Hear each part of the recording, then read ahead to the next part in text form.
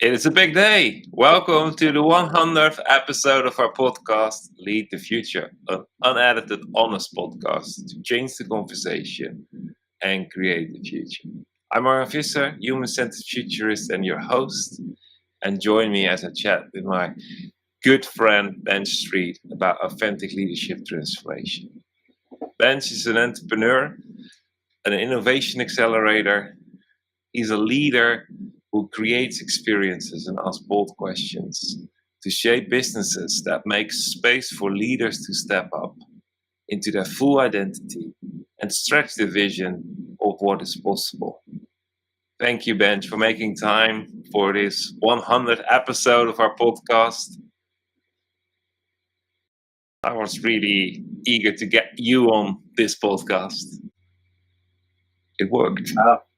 Thank you. It's a pleasure. I can't believe it's been 100 already. Where did that time go?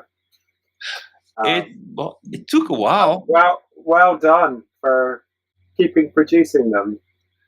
Yeah, it's has been a journey. I remember we took a pause one time for 3 months, and that became 2 years, but we got back on track, and now it's 100 episodes. And I love it how you have been partnering with me in the whole series, and it evolved to authentic leadership transformation. Yeah, I mean, I'm all about looking how far you've come, and if you look back at that trajectory of the conversations that we've had, you and I have had, and you've had with many other different people, bringing lots of different perspectives to your listeners on, how do you really change the conversation? Yeah. Redefine or repurpose actually what it means to really lead. Because I think lead the future is it's extra words that you don't need. I think we've kind of said, like, authentic leadership, again, extra words. It's just leadership. It's just how it should, getting back to what it should be. It should be about leading the future. It should be about authenticity. But we just don't see enough of it. So I think these conversations to provoke and to continue to raise the bar, I think for the whole world, look, there are people out there who are leading how we're supposed to be leading, and come and listen in and take that invitation to lead yourself well, lead those around you. And I love that you just keep doing that, Arjan. Your message is clear. The invitation is super powerful. I'm really excited to see where you go in the next 100. So thank you for inviting me on this one, the milestone. Yeah, it's the milestone. Oh, yeah. Well, thank you for kind words. But you're absolutely true.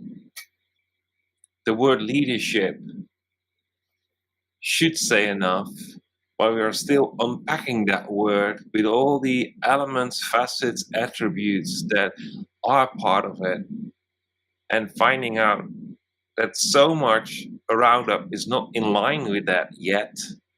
So that growth potential is enormous. Yeah. And I think it will always continue to be so, because, people are being born every minute who have yet to step into their leadership generations. We've talked often about how do you stretch your imagination to see, to lead, beyond your current horizon. And if you think that in a generational perspective, how can we lay down foundations now for the generations behind us and behind them to grow from and to lead, to lead themselves well. So that's really exciting. Yeah. I think, in terms of content, you're never going to run out. Absolutely. And what I loved about our conversations and all conversations, that it's that processing, finding language to express, and the richness of what hearing someone else expressed in a different way, that is just enormous. So I know the listeners value it, but don't want to sound selfish, but I think I value it the most. And also for today, like we talked a bit about, okay, what are we talking about? 100 episodes. And it was just in the preparation the last couple of days, I was just thinking like, it's that intersection. It's our perspectives and our friendship on that intersection. And you always ask me, is that it? Are you not believing more? And you did recently in the mastermind, like that was a slap in the face. Like, are you partnering with disappointment? Like, are you below the ceiling? Get back on the platform. And but always that question, like, actually, it's that curiosity question of challenging. Do I really believe that this is it? Isn't there anything else more possible? And my take on leadership, bringing it actually down to or back to, it all starts with you. Who are you becoming? Brought me to that tension of the two words, possible versus impossible. The difference is just two letters. The impact of the words is as far as you can go to west and east. It's the moon and the sun. It's black and white in that sense. But it's two letters, and actually the two letters are I am. So I think that the difference between possible and impossible is who you are becoming. And so it's your personal development. It's the unpacking of your fuller identity. So I would love to just be challenged by you and provoked. How does that work for you? How do you keep working on who you are becoming when you face challenges and the fault starts to just creep up in your thinking? Maybe this is not possible. It's a good question. The thing that was popping into my head is I think there's a stage of life that you get to where you realize that you need to do personal development to keep going. If you look at how our brains are wired, when you're under the age of 15 or 16, you can learn a language just by absorbing it. But once you're over that, you've got to work at it. And we talked earlier a bit about the power of curiosity and stuff, and I think for me that's one of the things. And when you're a very young kid, very young kids are innately curious, and stuff happens, and most people lose that curiosity, but somehow there comes a point and a choice. If you look at personal development, when you're a kid, you're doing stuff continually to learn. Your parents are teaching you. You're in a school. You're learning, and you're growing and becoming part of who you are. But my experience is then it's easy to then plateau. And then for me, what happened was then probably about 10, 11 years ago, started actually on a journey of personal development, exploring who I could become. And it then becomes like a muscle that you have to work at and you have to train and you have to invest in. The same way that when I learn a language, I have to do something on it every day now. It's not like when I was a little kid, I could just absorb it. So I definitely think that there's something in, but back to, I think curiosity is definitely part of it, but how do you maintain curiosity? Well, you just kind of have to train your brain and work at that to have build an automatic reaction that just goes, oh, what if that wasn't it?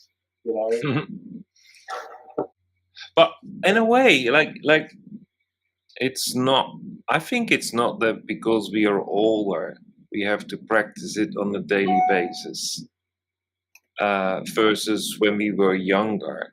Because the benefit of working on it on a daily basis is that it gets focus, attention, it shapes our primary thought. While we were young, those things were not in play. We were not focused. We were not intentional. Yeah. At the other end, when we were young, really young, we didn't worry. No. We There was didn't lots worry. of other stuff that had not been baked in at that point as well. Yeah. Yeah. So there was no internal competition between worry, expectation, Disappointment. Exactly. So it feels like curiosity. It's not just a skill, but it's like it's a well on the inside because we need to work that it's not damped and shut down through life. Yeah, and I like that well expression because it's the well. There's two things from a well. Like the well needs to be have a source of replenishment to keep water in it, but then it needs to have an outflow that's kept open. Otherwise, it stagnates and it's muddy. Yeah, or unhealthy. So it needs flow. Yeah, flow. Now it needs throughput,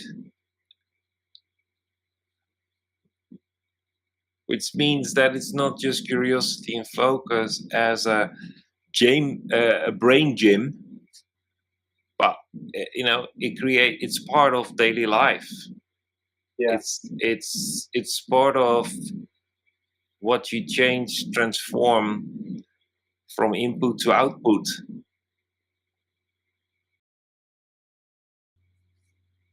Yeah, which is who you are.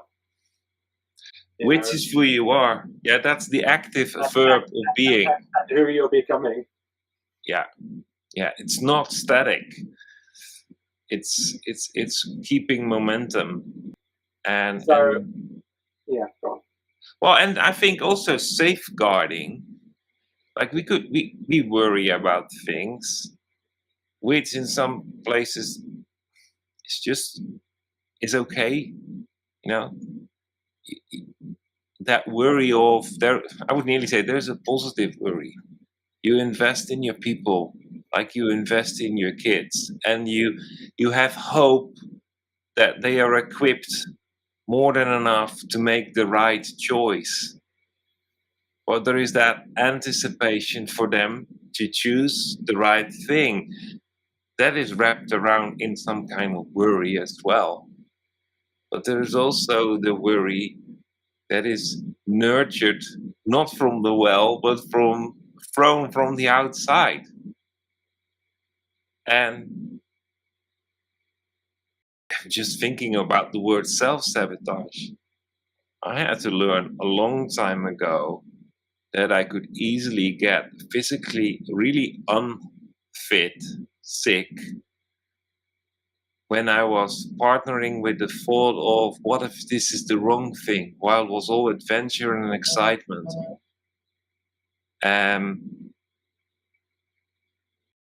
Getting homesick because you're traveling a long distance because you win a sailing trip in the Caribbean. I was so sick because I started to worry what could go wrong. And it took me years to find out that it was not about blocking that thought. It was about missing the same millisecond thought of excitement and joy that I ignored, but I partnered with the self-sabotage thing because I could imagine what danger looked like. Yeah. So the awareness, the self-awareness that the good thought and the sabotaging thought come in with the same speed. But why am I trained to figure out danger and not joy and excitement? Yeah. It feels a bit like I get to the primary lizard kind of brain mode in that moment instead of being curious. Just embrace the adventure. I think you said to me, or it came up in a conversation I can't remember a few years ago about lots of people say they hate change until you go, well, here's a new Ferrari. Here's the keys to a new Ferrari. it's my takeaway of it. Very few people will say, oh no, thank you. I don't like change. I'll keep my Skoda or whatever.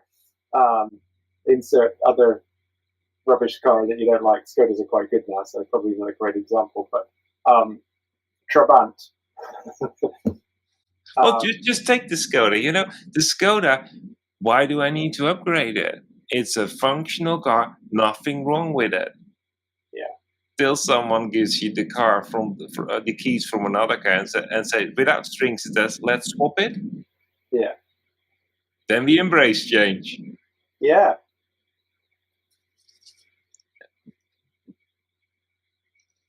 So why is that? What is the difference? Yeah, well, I think it's what you were talking about. So much of our education and training is all fear based and control and protection, safety. Not that we should be unsafe, but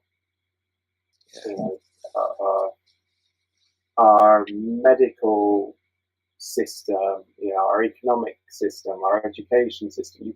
You pretty much, as far as I can think, you can pretty much pick a system, and it all has fear-based messaging at the heart that drives the majority of it. And because it works, because people respond to it, but the danger is that it trains our thought processes to go there first. Like you said, what if the worst happened? Or, what if the best happened? And we don't practice anywhere and anything that I've come across other than in some of the mastermind and in the personal development space. What if the best happened? Like, we should train that part of our brain. That's curiosity. I mean, they're both curiosity, right? But one's just focusing on the negative and the other one's focusing on the positive. So maybe you don't want to stop doing the old, but at least start doing some of the other side of it. And then you have a balanced view. Not that balance is everything, but at least you can then make an informed decision on the right way forward. Well, you have the freedom of choice versus that you fit into a narrative. Because I'm just thinking like trying to think with the speed of light right now. But but it is the self-talk which is so influenced by, I'll just call it, false versions of what once was good. So false humbleness, false modernness, and whatever it is, if the first step is less of me, it's false. like equally the other side of it is like if it's less of someone else, it's false as well. Mm. So being humble cannot mean less of me, because the best thing I can give is my expression of my identity to the right person. So less of me holds the benefit. Yeah.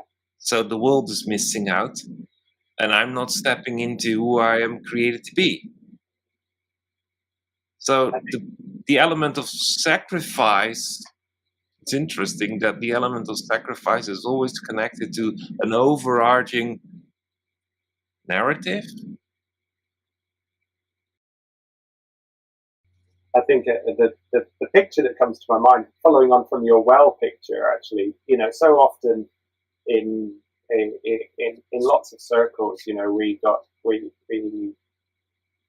we're told, effectively that we're just a conduit or a pipe passing,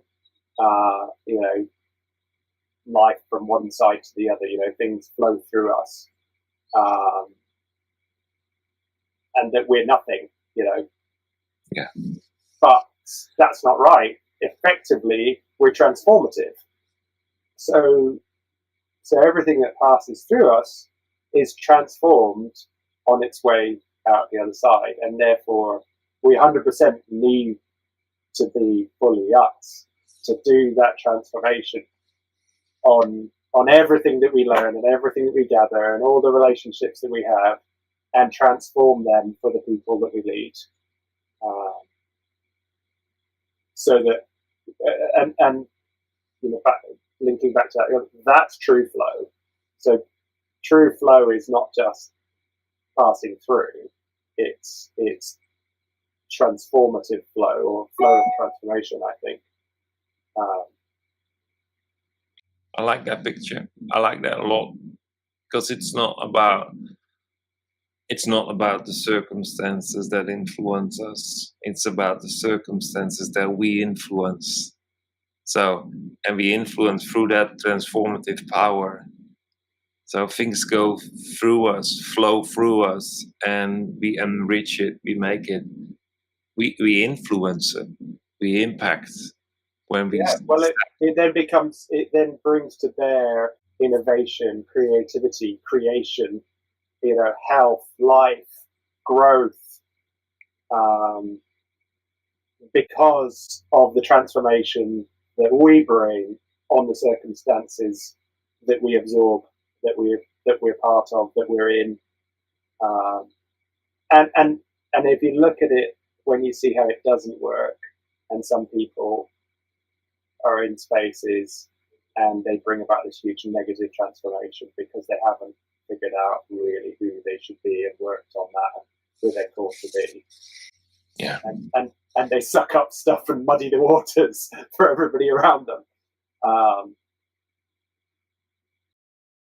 But what if we have organizations and are part of organizations where everybody in the organization has figured out their superpower, who they're becoming, who they're called to be, that transformative element that they bring, that only they can bring, and do it really well.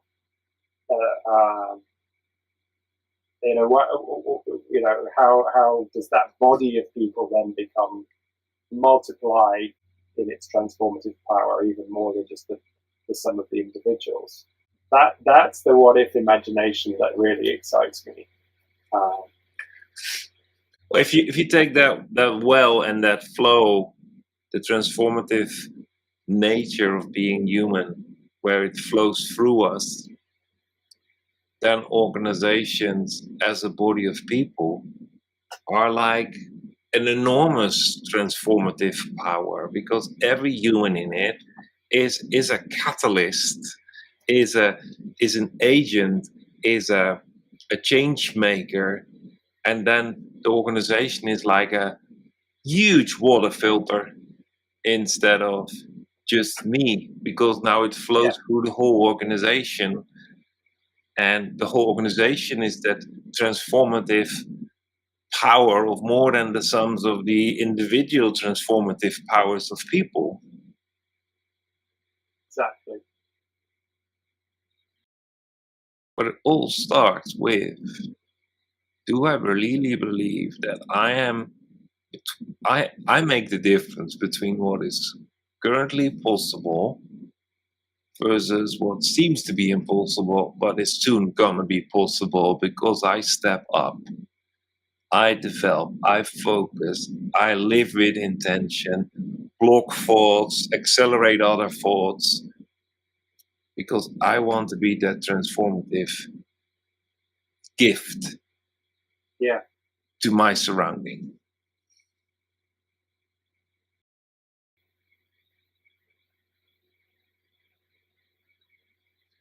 That's another take on mental health. Yeah. Because that's what we talk about right now.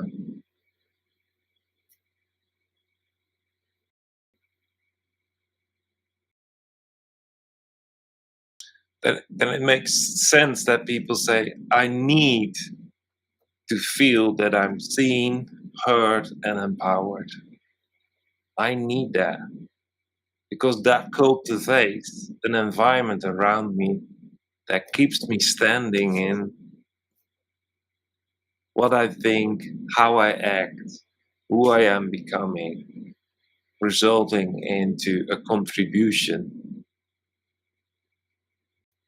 to a better environment. But the thought that's going through my head at the moment as well is, we've talked a few times in the past about that recognition of things happen for me and not to me, which is a super helpful trigger to start to see the opportunity or the invitation in life's ups and downs. But the thought that's going through my head is, what if it's more than that? So it's not just stuff happens for me, but stuff happens to me, and I choose to allow the transformative process of the things that happen to me, around me, to transform me, for me, and for my flow and the output and those I lead and influence as well.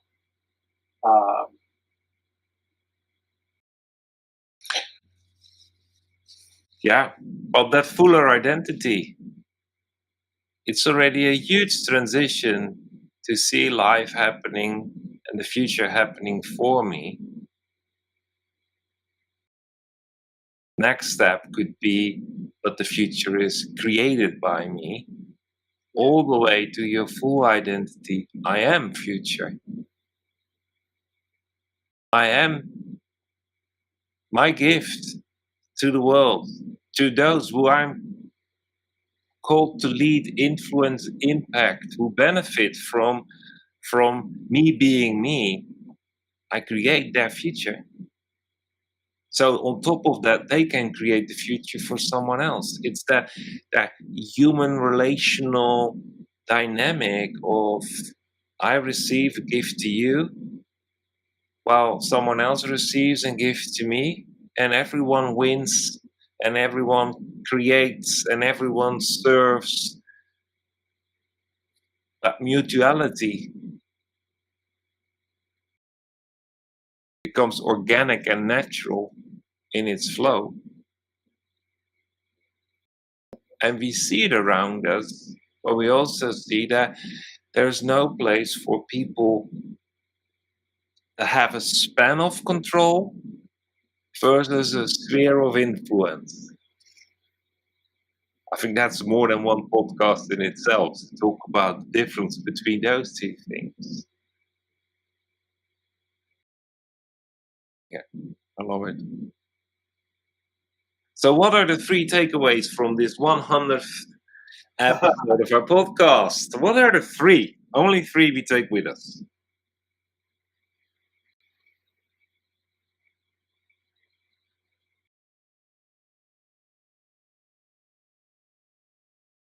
I need to listen to this again.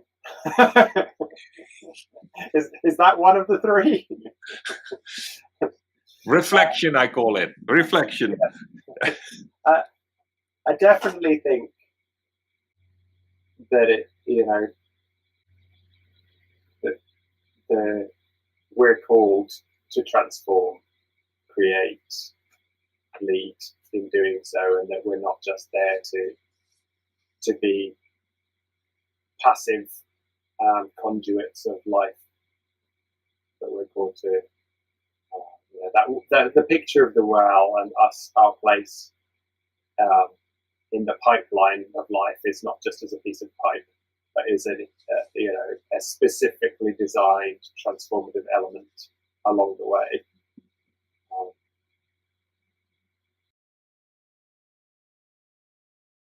Yeah. It's a powerful picture because the pipeline, we are all in sequence, we're all like holding hands, we're all part of one, and then we know it. The chain breaks with the weakest link, and now you say, no, actually, we're all connected. We need to be a well connected to the inside, live from the inside, and it should overflow for the benefit of others. Yeah. That's one thing. For me, what really stands out is that with focus and intention, I protect my own thinking to be courageous, be curious, joyful, and take it as a challenge to develop and find out who am I becoming. And that can be through intention, could be through training, could be through all the other things, definitely peer interaction and articulation and finding new language and well, create a long list of things that are all part of it. But it comes back to like, do I own my own thinking and not run it on autopilot with a mechanism that I'm always too late to adjust course. So we need a third one.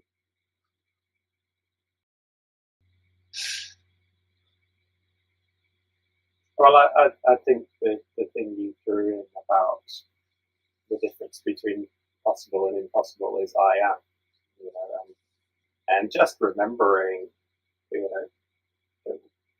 kind of ties the first two together, but remembering that who we are, what did you say? Who we are is the future for the people we lead.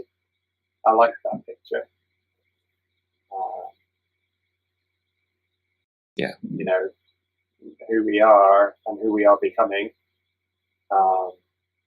is the transformative power that makes things possible where they weren't before, and gives people around us a future of possibilities and greater possibilities than if we weren't there. Yeah. Well, there's so much to reflect on. I'm going to listen to this podcast, and probably there are tons of questions created with our listeners, which I always invite you, don't throw the questions away. See it as a trigger. Engage, start the conversation. You can use the link, but actually I want to invite you to join us in a leadership space where we develop the language and find out what it means to stay on course for what we are called, what you are called, what I am called to do with this life, and for who I'm that transformative power. So I just invite you to just join the alt forum. The link is alt.businessrevivalist.com/forum. And that's that visionary, creative, future-oriented space for forerunners and peers, entrepreneurs, pioneers. Every positive word we could say in front of the word leadership, but it's just for leadership development. I think it's helpful for people to know what ALT stands for as well. Authentic leadership transformation. It's your space I for love authentic that. leadership transformation. Yeah. So I nearly forget. I'm so used to call it just the old forum, but it is the authentic leadership transformation space for leaders. Just your development circle, outside of your inner circle, outside of the circle of people you lead, just for you to prepare, anticipate for who you are becoming. Invite you just to join, catch up, find out if this is the dynamic that supports you. Just use the link alt.businessrevivalist.com/forum. I'm looking to see you on the other side as well. And I know I will see you, Benj. Looking forward to it. Thank you very much for today, for your time. And thanks for having me, as always. It's always good fun. I'm always surprised by the stuff we talk about. Yeah. And learn so much. I'm like, where did that come from? Exactly. We go too deep. But we need that. No. So thank you very much. And I'm looking forward to do a few more before we do the other milestone podcast. Take care.